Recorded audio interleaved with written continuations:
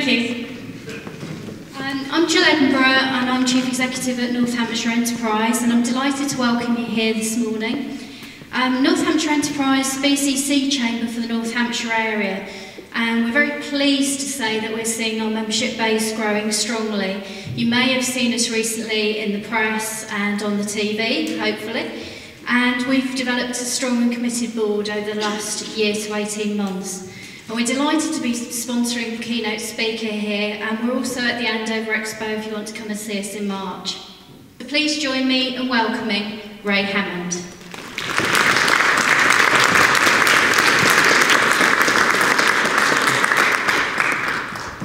Well, good morning. That's what you get when your mother writes your website. How are you? I am indeed a futurologist.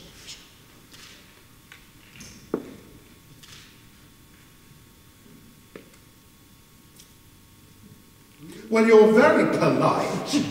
How can anybody have such a ridiculous job title as futurologist? Isn't it a contradiction in terms? An oxymoron like military intelligence or European harmony? But the reason I use such an apparently contradictory couple of words to describe what I do is to make the point that just as we don't have a really good word for somebody who studies the trends that are likely to affect the future, so we don't have a language for the future itself. And I'm going to talk this morning about the big trends which are likely to affect businesses of all types over the next 10, 20 or 30 years. I want to take a look at some of the biggest of all trends that will affect your business, no matter whether you are wholly locally based or whether your business is worldwide. Because over the years of doing what I do, studying the trends of the future, I have had a chance to test these ideas, not just with audiences all around the world, but with academic groups, with universities, with some of the largest and most intense businesses and government departments in the world. And after so many arguments, debates, discussions, you arrive at a set of trends which all of you here will know about. But what I'm going to try to do this morning is piece them together so that you can see how they might interrelate and decide for yourselves whether the trends are likely to affect you. There are 7 key trends which are bigger than all others that are going to affect the next 20 or 30 years. The first is uneven world population explosion. We are today in 2011 about 6.8 billion people on this planet. By the time today is over, in whatever time zone you are, there will be an additional 220,000 new mouths to feed. For the last 30 or 40 years, many things have been tried to try and limit population growth in the world's poorest regions. And the only thing that has been proven to work is increasing education and, in particular, arriving at female literacy. Immensely more effective than handing out free condoms. If you educate young girls and young women to the point that they can read and write satisfactorily, it empowers them enough to say no. All of this, no matter where your business is based, will affect your future, as will the second key driver of the future, which is climate chaos. Now, climate chaos is normally referred to in the press and the media as climate change. And I don't like the phrase climate change because it suggests that there might be benign parts to climate change. There might be some people who will do better out of climate change than others. And the truth is, in the short term, there are indeed some who will benefit. And I know even as I speak, because I do this a lot, there will be quite a few people in this room profoundly cynical about the whole notion of climate change and climate chaos.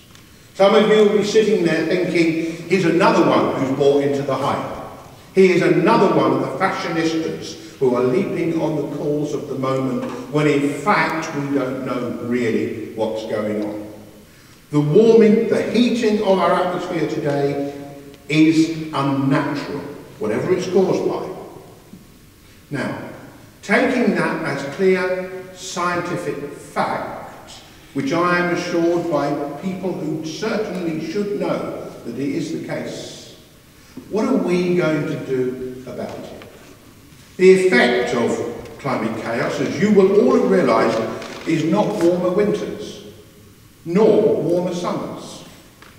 It is extremes of weather. That is the symptom of a heated climate. But when you chart the number of extreme weather events that are occurring around the world, and have been doing so now for over 30 years, there is a very clear increasing correlation.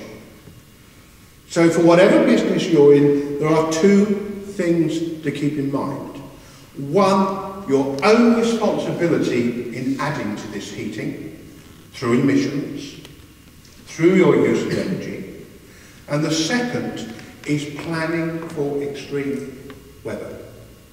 And we have to start factoring in periods of poor business because of extreme weather.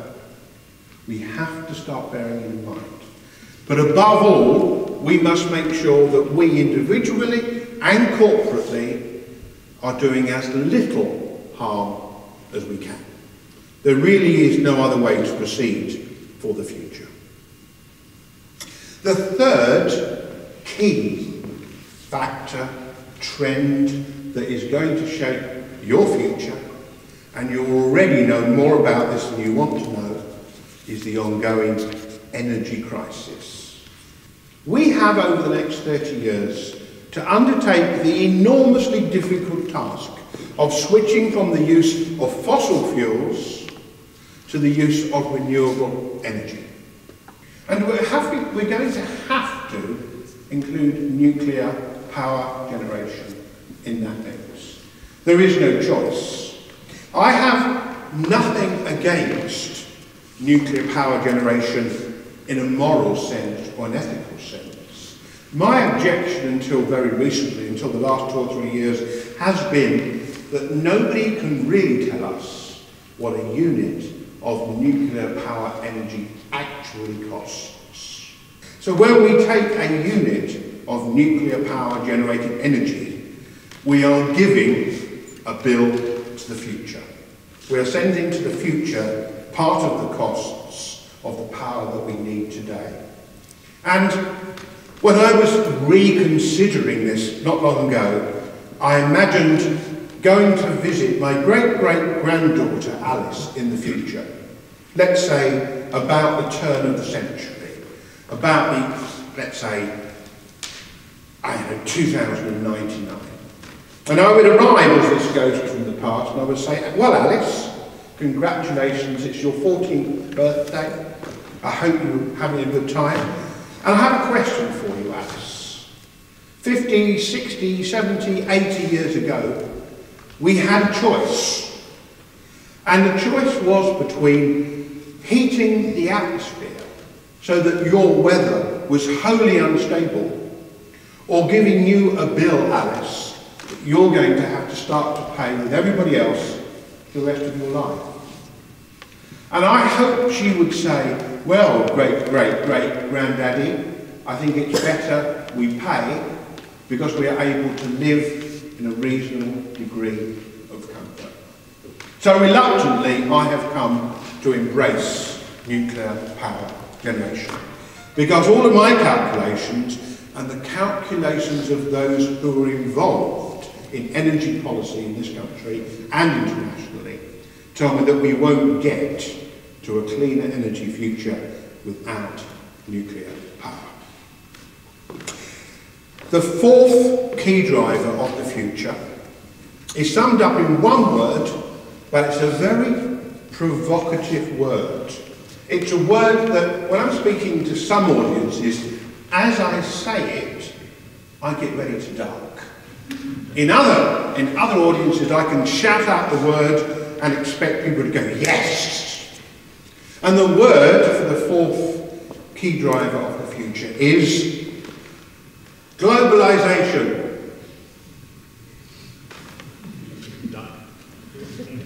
Now, I love globalisation when it is pursued ethically and sustainably.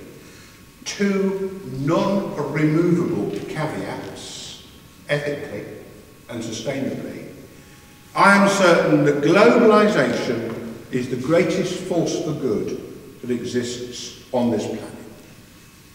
But globalisation in the sense that we're able to move information, money, goods, and most importantly, management around the world very rapidly is what is new.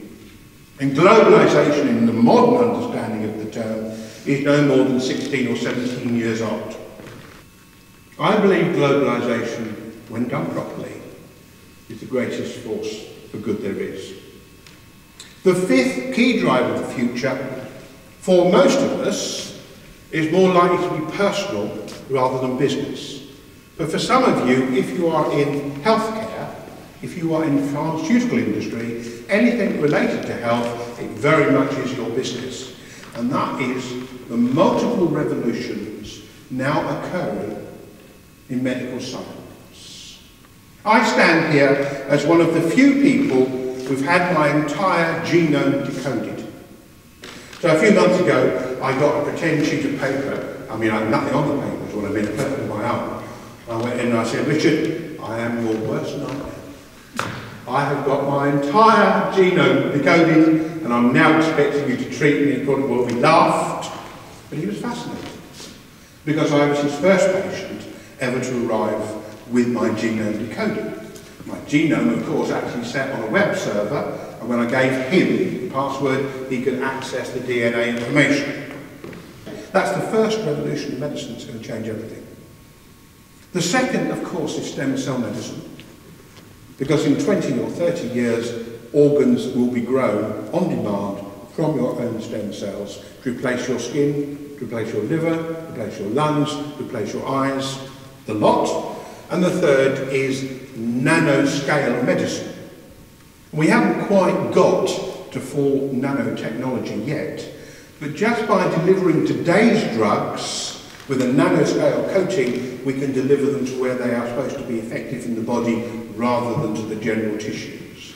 The result of all this means that for most of you in this room, you're going to live 20 or 30 years longer than you currently think. The sixth key driver of the future is the joker in the pack. It's a very, very important key driver. It's accelerating exponential technology development. And language pedants in audiences sometimes say, Ray, you don't need to say accelerating exponential technology development, that's tautologous. If you just said accelerating or exponential, I mean the same thing, and I say no. I mean that the exponential rate of technology development is itself accelerating. Well, I have a confession to make, and that is that I am actually a visitor from the year 2040. Now, I have come here this morning using a technology I could tell you about, but I've been using a language you haven't yet developed. But with me is my constant companion, Maria. Maria lives just behind my left ear. Maria is my constant companion, my connection to the outside world, and my connection to the global brain. You know what the global brain is, don't you? We used to call it Google. Maria is an implant, and she speaks to me using my own auditory nerves. She shows me images using my own optic nerves. She can put touch and sensation on my skin using my own nervous system. But most importantly, she is my ability to deal with information overload. The seventh key driver of the future surprises many business audiences because it is the bottom billion, the world's poorest people. In fact, there's more than a billion now. There's about 1.6, 1.7. And they live in about 58 nation states, most, but not all of them, in sub-Saharan Africa.